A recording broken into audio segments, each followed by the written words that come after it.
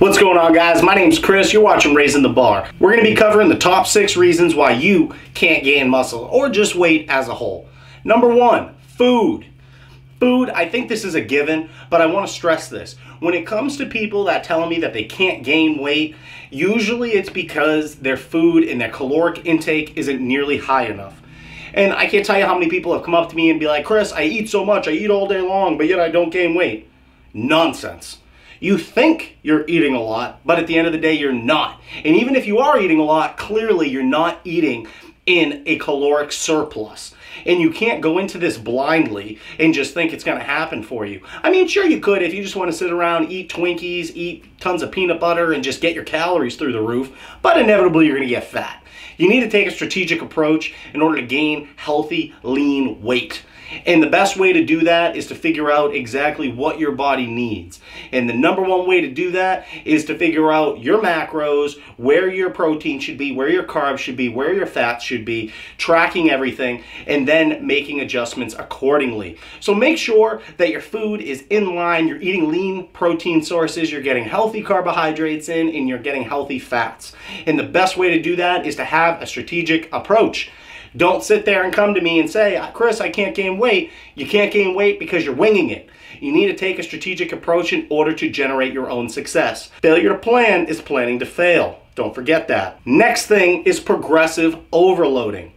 Progressive overloading is when you increase the difficulty of your workout. So that could be increasing the weight. That could be increasing the reps. That could be changing your tempo. There's 3 different ways that you could go about doing that. So let's talk about increasing the weight. If you're going to the gym and there's a working weight for you, let's say you're benching 135. You got a plate on either side. You're hitting that for 8 reps. That's your max. You can't get more than 8 reps. You're doing that for 4 sets. You've never gotten more than 8 reps. Well, that's a good weight for you. Stick with that weight until you hit 12 reps. Once you hit 12 reps, guess what? Let's up that weight, maybe 5 pounds, maybe 10 pounds. And then try to get 8 to 12 again. Once you hit 12, raise the weight. Keep this process going over and over and over until you can grow the amount of weight that you can move. And if you feel that you're stagnant and that you can't make progress, change the tempo. Maybe focus a little more on the negative. Maybe slowly go up. Turn into a slow motion exercise.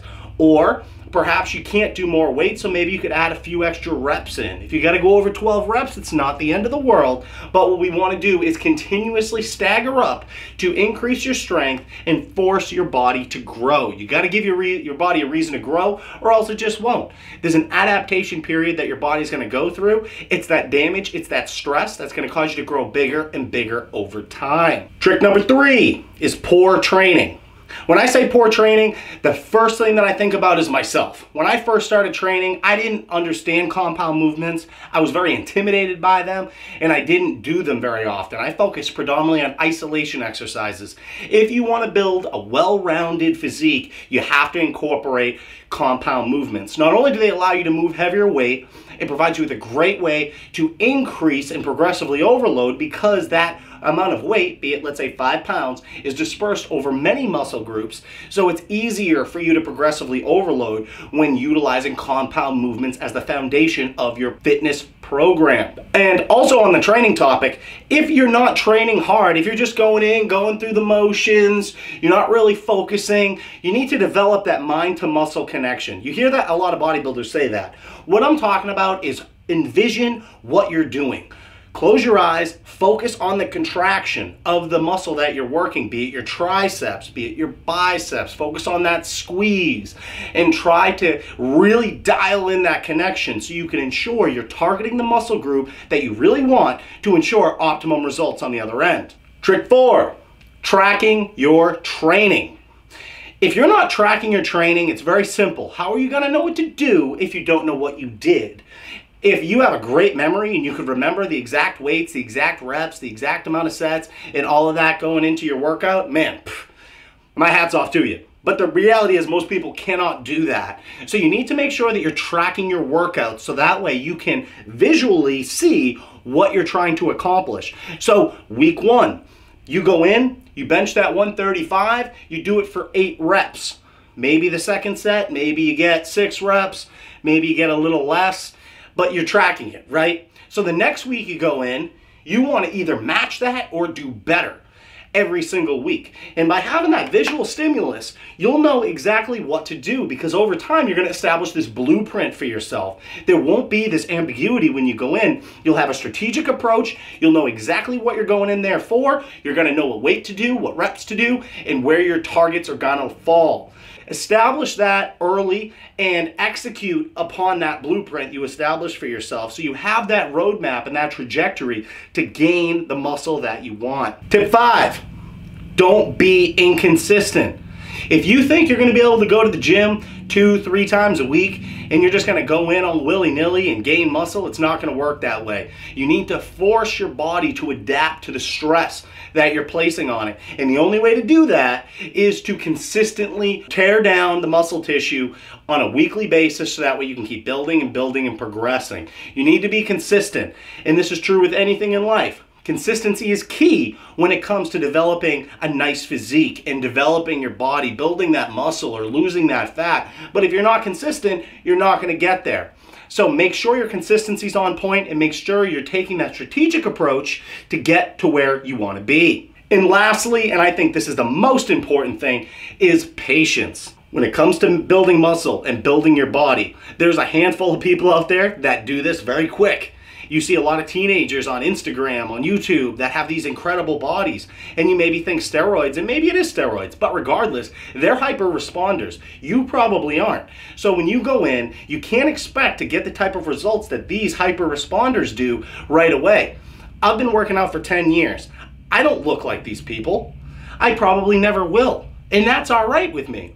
But what I can do is be the best version of myself and not get deterred. Learn to love the process.